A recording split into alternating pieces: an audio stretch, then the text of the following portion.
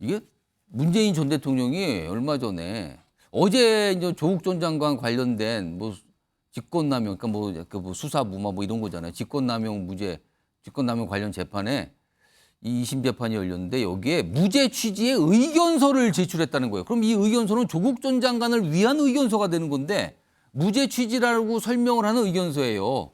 문재인 전 대통령의 회신서. 뭐 특감반이 독립해서 감찰 업무 수행하는 거는 설립 취지 반하지 않다. 그러니까 문제 없다라는 거잖아요.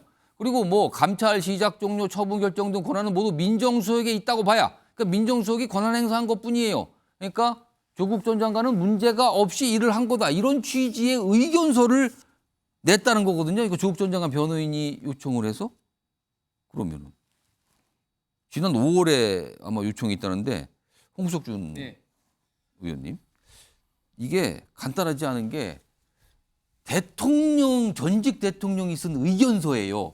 그것도 본인 집권기의 청와대 업무와 관련된 의견서예요. 그 자칫 재판부가 이거 압박으로 느낄 수도 있는 거 아닙니까 이거? 충분히 압박을 느낄 수가 있죠. 의견서라는 게 이제 재판부 판사의 이제 의견서를 이제 제출을 하는 건데 조국 전 장관 같은 경우 1심에서 이제 징역 이제 2년 유죄 확정을 받았지 않습니까? 예. 그래서 지금 항소심 중인데 제가 알고 있는 범위 내에서는 사실 전직 대통령이 이런 의견서를 쓴다? 뭔가 법원에서 본인의 생각을 전달하는 거잖아요. 아주 공식적으로. 그렇습니다. 그렇기 때문에 제가 알고 있는 범위 내에서는 극히 이례적이고 과거에 했던 유사한 사례도 전혀 없다고 생각을 하는데 사실 요즘 통상적으로 재판부에 저희들 뭐 국회의원 정도만 하더라도 의견서를 내면 재판부에 좀 압박이 있던 그런 어떤 가능성 때문에 뭐 좀 하지 마라 이런 어떤 분위기가 사실 굉장히 강합니다. 물론 뭐 지역에 정말 좀 어려운 어떤 그런 예. 어떤 분들이 어쩔 수 없는 진짜 그 좀 정말 실수로 어떤 그 범죄나 실수를 했을 경우는 할지 몰라도 예. 저런 어떤 권력형 어떤 범죄에 대해서는 국회의원조차도 요즘 의견서에 대해서는 재판부의 압박 때문에 잘 안 한다고 하는데 전직 대통령의 의견서 쓴다? 저는 도저히 좀 납득하기 힘들고 정말 조국 전 장관의 예. 마음의 빛이 예. 단단히 좀 있는 것 같습니다. 자, 최인정 잠깐만요. 요거 하나 뭐 준비된 게 있어서 요거는 전재수 의원님의 의견을 좀 들어보는 게 중요한데 일단 준비된 영상이 하나가 있어요. 확인해 보겠습니다. 이미 조국 전 장관이 지금까지 겪었던 어떤 고초 그것만으로도 저는 뭐 아주 크게 마음에 빚을 졌다고 생각합니다. 그 사람 그들의 가족들이 겪었던 그 고통이나 이런 부분들은 참 그 마음이 아프죠.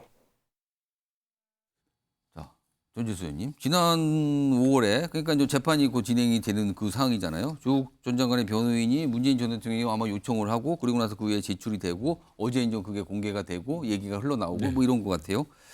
마음의 빚을 받기 위해서 좀 뭔가 도움을 주려고 했던 겁니까? 이거 어떻게 봐야 됩니까? 그게 하나도 없다. 전혀 없다. 이렇게 전혀 없다? 보기는 어렵겠죠. 아, 오늘도 예. 끝에를 잘 들어야 오늘 전재수 의원님은 말씀을 그렇다고 볼 수는 없다. 이걸 말씀하시네요. 왜 지금. 그러냐면 인지상정 아니겠습니까? 대통령과 민정수석의 관계를 떠나서도 같은 공간에서 함께 일했던 한 분은 대통령이고 한 분은 참모로서 예. 그렇기 때문에 어떻든 간에 이거는 뭐 인지상정의 영역이기 때문에 뭐 전혀 뭐 마음의 빚 뭐 이런 게 없었다라고 이야기하기는 어렵고요. 예.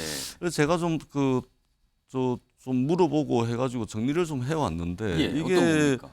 조국 전 장관의 그 민정수석 시절에 유재수 당시 금융위원회 국장의 감찰과 관련된 그 지금 사건이거든요. 예.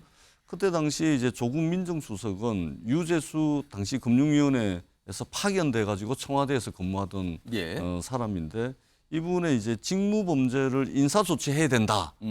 라고 해가지고 감찰 결과를 금융위원회에다가 통보를 한 겁니다. 예. 근데 통보를 했는데 이러한 행위가 문재인 대통령이 볼 때는 이 감찰 판단이라든지 처분에 관한 결정 권한은 모두 민정수석이 있다. 예. 그렇기 때문에 조국 장관은 그 당시 유재수 수사건과 관련해 가지고 수사를 방해한다든지 또는 감찰을 무마한 행위가 아니고 직무 범위 내에 있는 직무를 행한 것이다. 직무의 범위를 한 거지 그렇습니다. 직권남용이 아니다. 그렇기 때문에 직권남용은 아니다라는 것입니다. 그럼 이게 뭐냐면 이 대통령과 민정수석의 관계라서 그러는데 예. 사실은 어떻게 보면 이제 우리가 특정 기관의 기관장과 그 밑에 이제 뭐 본부장 정도 관계에서 그 기관장이 그 본부장이 뭐 했던 일에 대해서 이제 재판부에 소명을 하는 겁니다. 그런 차원에서 좀 이해를 해주시면 예. 이해가 좀 빠를 것 같다라는 말씀을 드리겠습니다. 자, 최인정 변호사, 일단 검찰은 증거 채택 이게 이제 뭐 사법부가 이제 그걸 어떤 뭐 재판과 관련된 어떤 문건이나 자료를 쓰려면 채택을 해야 되는데 그 채택하는 걸 검찰은 일단 동의하지 않았다면서요? 네. 증거 부동의했다라고 하기 때문에 결국은 그것을 유무죄 판단한 증거로 쓸 수가 없습니다. 그런데 만약에 조국 전 장관의 변호인과 본인이 문재인 전 대통령의 의견을 듣고 싶으면은 예. 사실 조회를 할 것이 아니고 문재인 전 대통령에 대한 증인 신청을 해야 됩니다. 왜냐? 증인 신청. 그렇죠. 왜냐?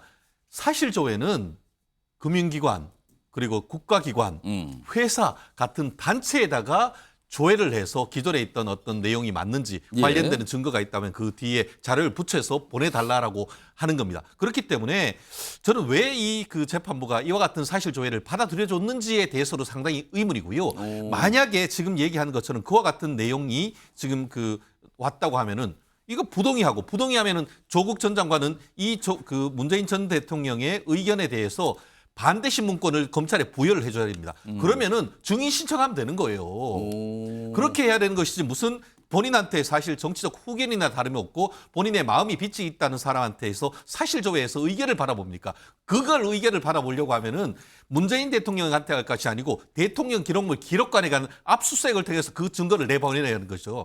그렇기 때문에 지금 김 의원님도 얘기하셨습니다만 결국 이와 같은 문재인 전 대통령의 어떤 의견은 말 그대로 의견일 뿐이지 유무죄의 어떤 영향을 미칠 가능성은 저는 거의 제로다라고 봅니다. 아무튼 조금 이례적인 모습이었어요. 전직 대통령이 이런 의견서를 제출한 적이 있었나 기억이 잘 안 나는데 아무튼 그래서 달아줘 봤고요.